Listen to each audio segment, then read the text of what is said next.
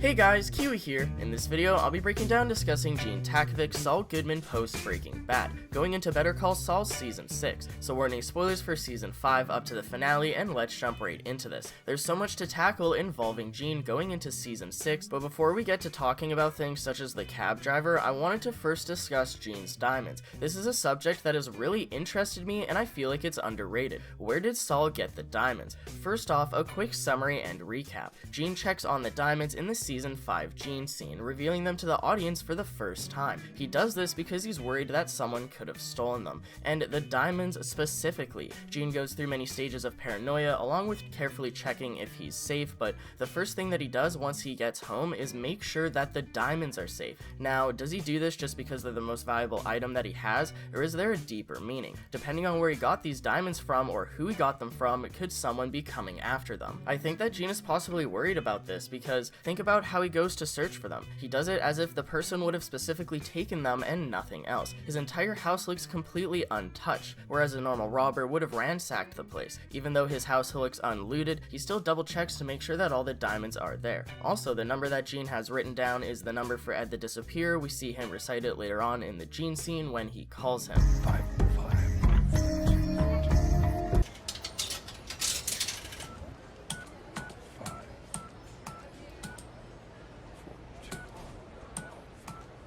Gene has his diamonds in his Band-Aid container in his shoebox, which was placed behind the wall of his Breaking Bad office before the room was even decorated. This means that Gene didn't acquire the diamonds, and neither did Saul during Breaking Bad. It means that Saul must have already acquired the diamonds by the time that he set up his Breaking Bad office that we all know and love. This is very interesting to me. The fact that Saul presumably already had these diamonds before he even ever met Walt or Jesse. That he was that rich, but he still continued on throughout the events of Breaking Bad anyways, with those diamonds in the wall the entire time. I hope that Kim doesn't die for these diamonds or something, because by the end of Season 6 and going into Breaking Bad, as far as we see for Saul's life, Kim is out, but the diamonds are in. So we should see Saul acquire these diamonds by the end of Better Call Saul Season 6 during the Jimmy and Kim timeline. Do they get the Sandpiper settlement money and convert it to diamonds? On one hand, usually cash is converted into diamonds, not legitimately earned money. But on the other hand, normally it's difficult to convert illegal money into something useful without raising red flags, but that also depends on where or who he could have gotten the diamonds from. In Saul's case, if he got the money legitimately through a settlement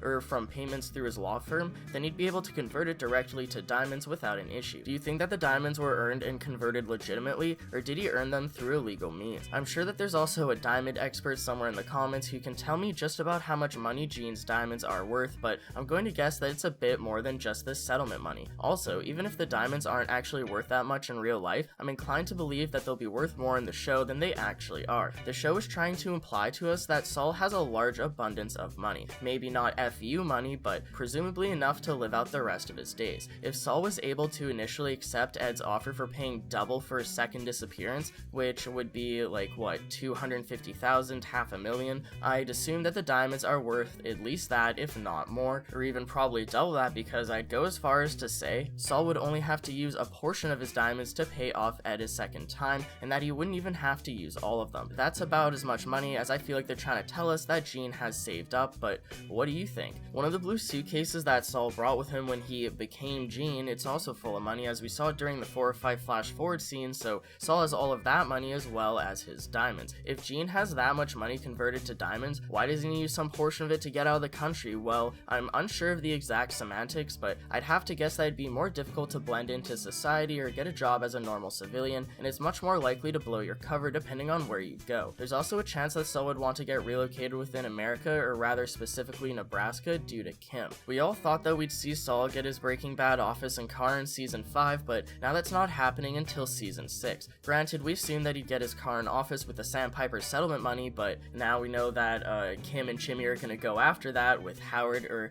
at least that's what they're leading us to believe. Does Saul get the diamonds through converting his settlement money with Kim, or do they go and do some other huge scam or heist and get filthy stinking rich? It'd be incredible to get another heist episode similar to the train heist in Breaking Bad.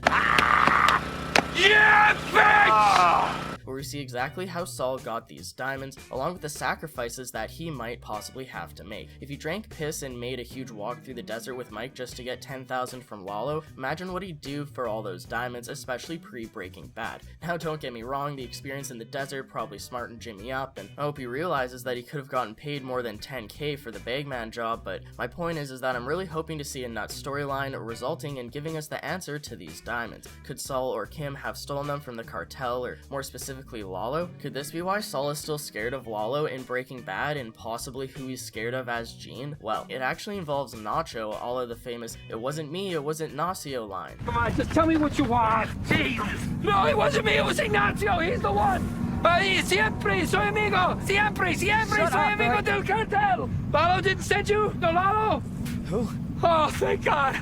Oh, Christ. So, could Saul and Nacho steal diamonds from Lalo somehow? Obviously, I remember the season 5 finale of Better Call Saul, and the fact that Lalo's already after Nacho, so what happened at the compound is probably what Lalo is mad at Nacho for, but why would he think that Saul is involved, and why would Saul be scared because of it? Why would Saul be worried about that all the way into Breaking Bad? There must be another piece of the puzzle, right? I'll be discussing Lalo, Nacho, and Saul in depth during one of my upcoming videos, and the updated "it wasn't me, it was Ignacio" breakdown, because I did a video for that like 3 years ago, and it's funny, people still watch it. Like, that was before Lalo was even confirmed as a character, and we were just speculating who Lalo could possibly be, and it's just so funny how dated that video is and how people don't realize that it's 3 years old. So yeah, I'll be doing an updated video here soon. Anyways, for now, I'll just say that, is it possible that Saul could have stolen these diamonds from either a criminal organization, the cartel, or Lalo specifically? And the diamonds could be one of the main things that he's hid ever since the beginning of Breaking Bad, and he's continuing to hide as Gene. But that's another thing. We have to remember that Saul Goodman had those diamonds in his wall for the entirety of Breaking Bad. So if anyone was going to come after Saul for them, they would have done so at some point during the events of Breaking Bad, but they didn't. Saul was safe that entire time. So why would someone come after the diamonds now, with Saul as Gene, when they previously wouldn't? Is it because Saul had connections keeping him safe during Breaking Bad, a la Mike and Gus, but now that they're gone and Gene's alone, he feels like he's vulnerable again? Whatever it is, it made Gene think that someone could have robbed his house specifically for the diamonds, causing him to check to see if the diamonds are still there as the first thing that he does when he re-enters his house. Think about it, we don't even see him check to see if the money is still in the suitcase, he only checks the diamonds. And well, he might check the suitcase, but they don't even think that that's important enough to show on screen, but they show him pouring out the diamonds not just to show to the audience that he has them, but to show to us that he's worried that someone might have stolen them. And yes, he also pours out the diamonds to get to the little piece of paper that has Ed's number on it, but I don't think that that's the only reason why he poured out the diamonds either. He would have just grabbed the slip of paper. So did he really pour out the diamonds just to show us, or is there a deeper meaning and we're actually onto something here? Could the cab driver who recognized Gene as Saul be after the diamonds in the same way that the welding guy was after Todd's money in El Camino?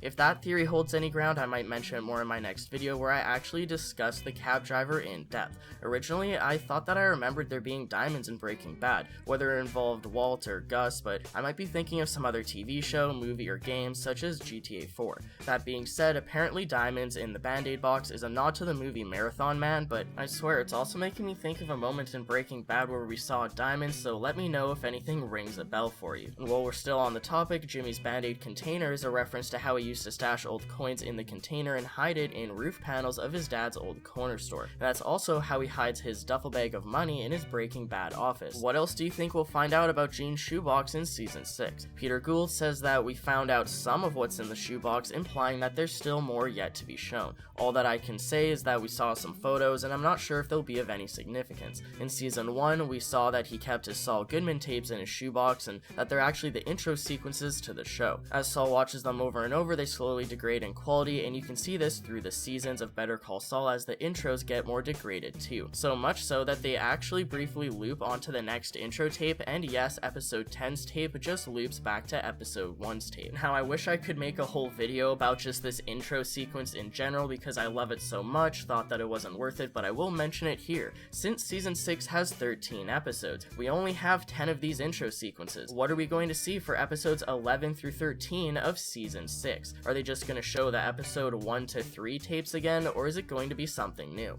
And just to give you an idea, on my future video plans for Gene, I'll be doing a full video for Season 1 Gene, and in that video we'll be discussing and theorizing the significance of the fact that the only color that we see in the Gene timeline is the reflection of Saul Goodman's tapes in Gene's glasses. I'll be doing a video on each season of the Gene scenes. I've already done Season 5, which you can check out on the channel in my customized Better Call Saul Gene playlist. I'll also be continuing my Gene Season 6 predictions, and in my next Gene Season 6 prediction video, we'll be discussing Gene versus the cab driver, along with a possible Kim reunion. I'm sorry that I couldn't fit all of this into one video as well, but I've been doing a lot of longer videos, which I know is fine. I know you guys like that. You watch through it till the end, which I too really appreciate, but it takes a long time to do, and I would like to get back to uploading more than one video a week. So today we discussed Gene's diamonds. Let me know of any theories or predictions you have about it down in the comments below, and check back on the channel soon for more discussions and breakdowns for Gene versus the cab driver, and also a possible Gene and Kim reunion. And I know I'm just shooting a lot of ideas out there, but again, there's just so much to talk about, as I said at the beginning of this video. So I could also potentially do an entire video diving deep into Saul's shoebox and give just an in-depth breakdown of every single time we've seen it, along with taking a look at all the items we've ever seen inside of it. Anyways, I'd appreciate a like on the video if you enjoyed anything that I've said today, and if you're new here or just haven't yet already, please subscribe and hit that bell notification for updates on whenever I do post new content for Better Call Saul. We're almost at 10,000 subscribers. I'm really excited and thankful for that, but also I noticed in my analytics that a large portion, like over 60-70% of my viewers, aren't subscribed to my channel, which is kind of mind-blowing, so hit that button if you haven't yet already. If you already are subscribed, and thanks to all the dedicated viewers, I too recognize all of you. If you want to truly help support the channel in the best possible manner, please consider checking out and becoming a member of my Patreon. I recently updated it, link on screen and in the description. But as always guys, I thank you all so much for watching, and until next time, I'll talk to you guys later.